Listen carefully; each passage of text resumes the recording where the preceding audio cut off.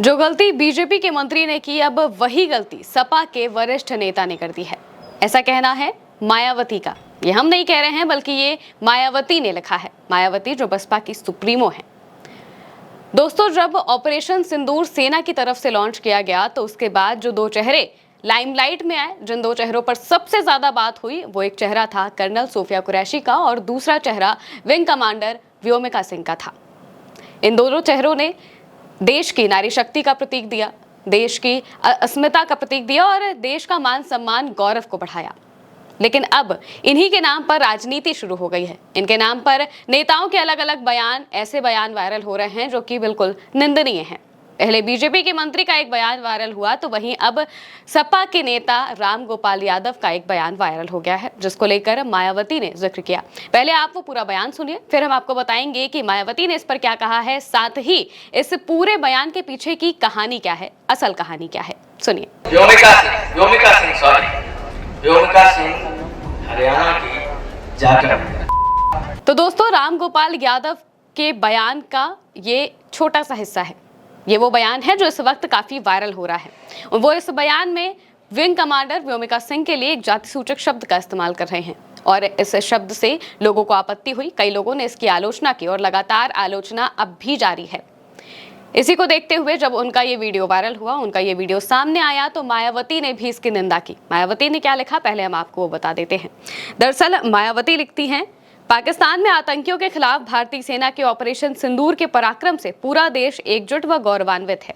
ऐसे में सेना को धर्म व जाति के आधार पर आंकना बांटना घोर अनुचित है।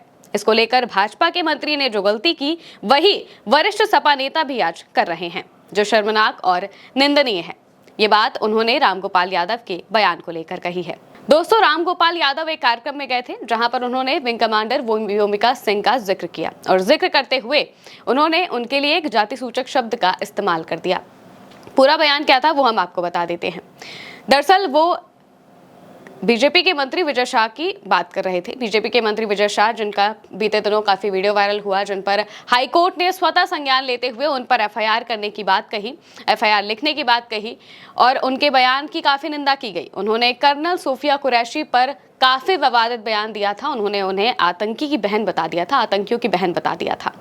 उनके इस बयान की भी काफी निंदा की गई। उसका बयान जब वायरल हुआ तो इसके बाद रामगोपाल यादव भी उस बयान की निंदा कर रहे थे, लेकिन एक गलत बयान की निंदा करते हुए उनके मुंह से भी कुछ गलत शब्द निकल गए। उन्होंने विंग कमांडर व्योमिका सिंह के लिए जाति सूचक शब्द का इस्तेमाल कर दिया। दरअसल उनका जो बयान था, वो उस बयान में ये कहना चाह रहे थे कि विजय शाह ने सोफिया कुरैशी, यानी कि जो कर्नल सोफिया कुरैशी हैं, उनको लेकर जो बयान दिया, ये बीजेपी का चरित्र दिखाता है। वहीं उन्होंने ये बात कही कि जिस तरीके से विजय शाह ने कर्नल सोफिया कुरैशी पर बयान दिया, अगर उन्हें पता होता कि विंग कमांडर व्योमिका सिंह हरियाणा की जाटव हैं और इसके बाद उन्होंने एक जाति सूचक शब्द का इस्तेमाल किया, वो हैं, तो और ये भी पता चला कि जिस तरीके से जो एयर मार्शल AK भारती हैं वो यादव हैं, अगर उन्हें से हमारा मतलब बीजेपी से है। अगर बीजेपी को ये बात पता होती कि ये दोनों PDA के ही हैं या फिर PDA समाज से आते हैं, तो उन पर भी वो कोई आपत्तिजनक टिप्पणी जरूर करते या उनकी भी इसी तरीके से अपमान करने की कोशिश करते। रामगोपाल यादव ये बात कहना चाह रहे थे।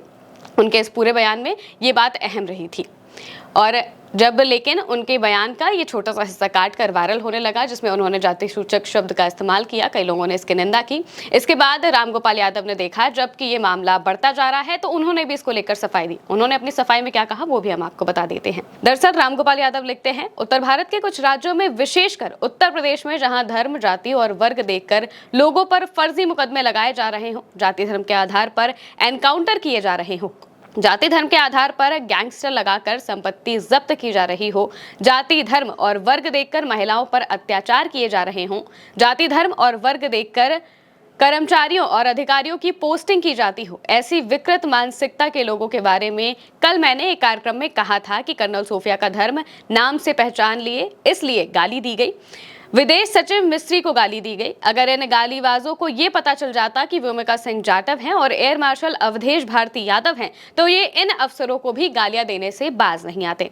इसके आगे वो लिखते हैं, मुझे आश्चर्य इस बात का है कि जिस मुख्यमंत्री की नाक के नीचे अल्पसंख्यकों, दलितों और पिछड़ों पर अकल्पनीय अत्याचार हो रहे हैं, उन्होंने मेरा पूरा बयान बगैर सुने ही ट्वीट कर दिया।